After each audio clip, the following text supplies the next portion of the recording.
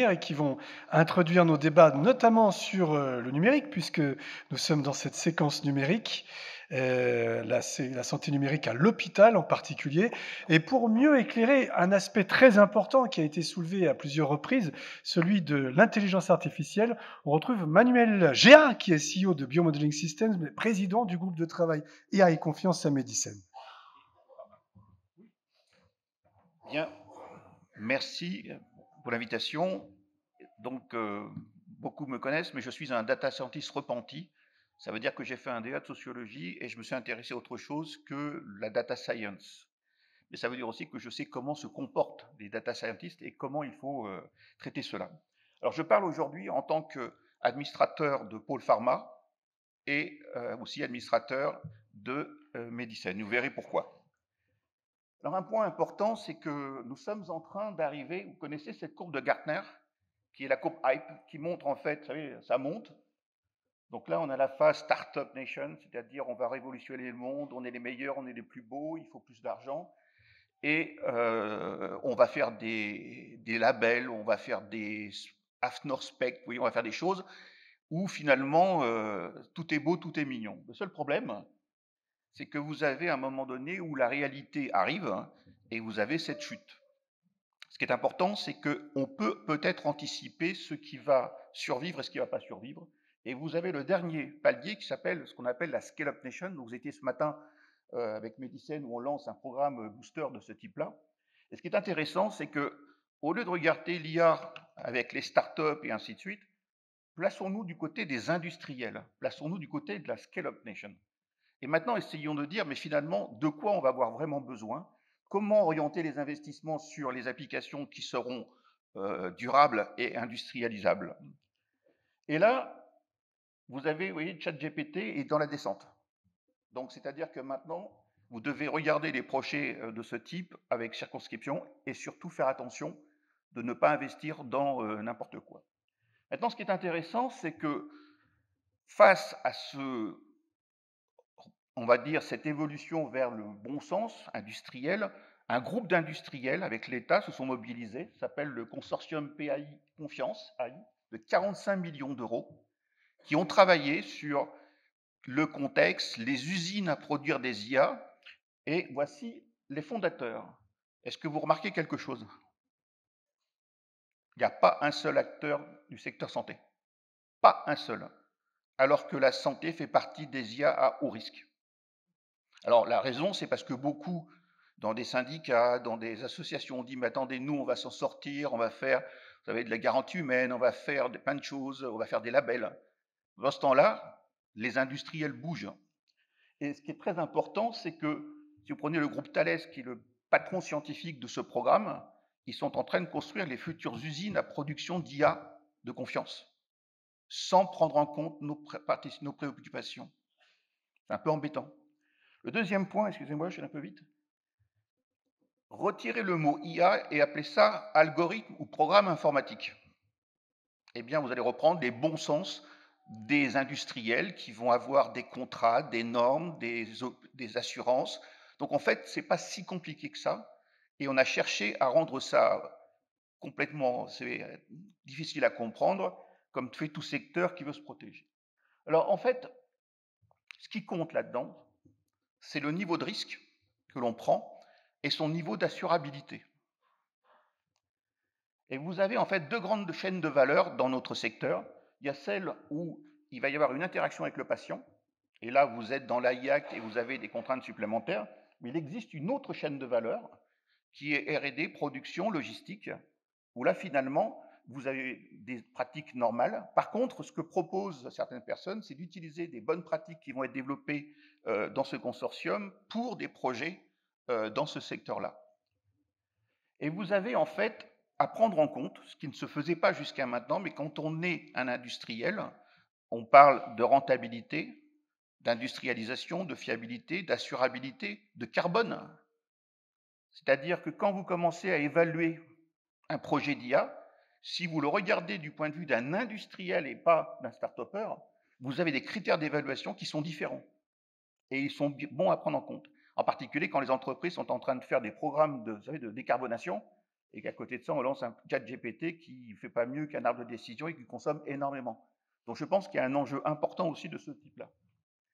Et vous avez des interfaces, c'est ça qui pose problème. Lorsque vous avez un industriel qui travaille avec un fournisseur, est-ce que vous êtes sûr que votre fournisseur vous fournisse ce qu'il prétend? Donc là, vous avez des contrats, des aspects juridiques et des assurances professionnelles. C'est la même chose lorsque l'industriel transfère la responsabilité au médecin. Est-ce que le médecin est bien au courant des conséquences qu'il prend? Est-ce que le médecin sait que demain, il y aura une application qui aura une norme allemande qui sera top et que le produit que je suis en train de lui proposer, c'est une norme locale française que j'ai habillée en disant c'est AFNOR Spec, mais en fait, c'est pas AFNOR, et qui sera, le jour où j'aurai un pépin, ma compagnie d'assurance en tant que médecin ne me couvrira pas. Pour information, il y a déjà dans des groupes agroalimentaires l'exclusion de l'IA dans les polices d'assurance professionnelles, si elles ne sont pas certifiées correctement. Et puis vous avez le troisième point, c'est le transfert de responsabilité. Je suis médecin, je fais un diagnostic. Mon patient, est-ce qu'il sait que j'utilise ou non une IA? Est-ce qu'il en a confiance? Et surtout, s'il y a un pépin, qui va être responsable? Pour information, des avocats sont en train déjà de se préparer à attaquer les sociétés qui vont développer des IA où il y aurait eu un problème. L'avantage du numérique, c'est la traçabilité. Donc vous pouvez tout à fait ensuite attaquer. Donc vous pouvez avoir tous des contrats qui disent j'ai bien sûr, c'est du conseil pour aider le médecin. La boîte est morte si jamais ça se passe. D'accord? Et donc le point important, c'est que c'est un enjeu de compétitivité. Là, vous avez tous les critères de confiance. La supervision humaine n'est qu'un parmi beaucoup d'autres. Donc c'est beaucoup plus compliqué et complet que l'on prétend. Ça, c'est ce que l'AFNOR est en train de proposer. Et ça, c'est le calendrier de l'AFNOR. Vous voyez, à fin 2025, les choses seront faits. Mes applications seront conformes à ces normes ou alors je suis mort. Parce qu'il y aura toujours quelqu'un qui proposera une solution plus performante et qui répondra à des normes beaucoup plus élevées. Alors maintenant, pourquoi Medicine Pôle Pharma? En fait, on a voulu couvrir l'ensemble de la chaîne de valeur et l'expérience que nous avons eue avec Bioproduction permet de dire, quand on se regroupe, on peut couvrir l'ensemble des aspects et on peut intéresser des gros groupes industriels ou des gros intégrateurs qui vont dire finalement le marché est beaucoup plus important. D'accord? Le premier point, ça va être de sensibiliser sur les bonnes pratiques. Et oui, il y a des gens qui font ça depuis très longtemps. Moi, je viens du monde de la grande conso quand j'ai commencé avant de rejoindre la pharma et la biopharma. Ce que je raconte ici, c'est le normal, du normal, du normal, du normal. Donc il y a des gens qui savent faire. Il y a des gens aussi qui peuvent aussi transférer certains savoir-faire. Le groupe Thales, qui est pilote, avec qui on commence à discuter, ils ont une division santé et sont en train de préparer les transferts des bonnes pratiques de confiance AI pour le secteur santé. Encore faut-il que le secteur santé ait envie. Ensuite, vous avez un autre point, c'est que est-ce qu'il est encore possible de peser sur ces futures normes pour que nos industriels soient conformes aux futures normes? Si vous ne l'êtes pas, il y aura un Allemand qui sera meilleur que vous. Il ne faut pas oublier, nous ne sommes plus en France, nous sommes européens. Et les Allemands que je connais bien, j'étais chez Boehringer Ingelheim avant, les rois de la norme, ceux qui contrôlent la norme et les méthodes, contrôlent le marché. Et le dernier point, dans le troisième point, c'est qu'on va identifier des case studies pour permettre de faire des POC, des développements, à partir de choses qui existent. On ne va pas réinventer la roue. Et le troisième point, et je pense que c'est le plus important, les dirigeants sont sous la pression de la Startup Nation qui leur dit « vous êtes en retard, vous êtes mauvais, il faut avancer, il faut plus d'argent et tout ». Et vous avez les gens qui vont implémenter ça dans les entreprises, sont sous la pression de ces dirigeants qui leur disent « il faut y aller, il faut y aller ».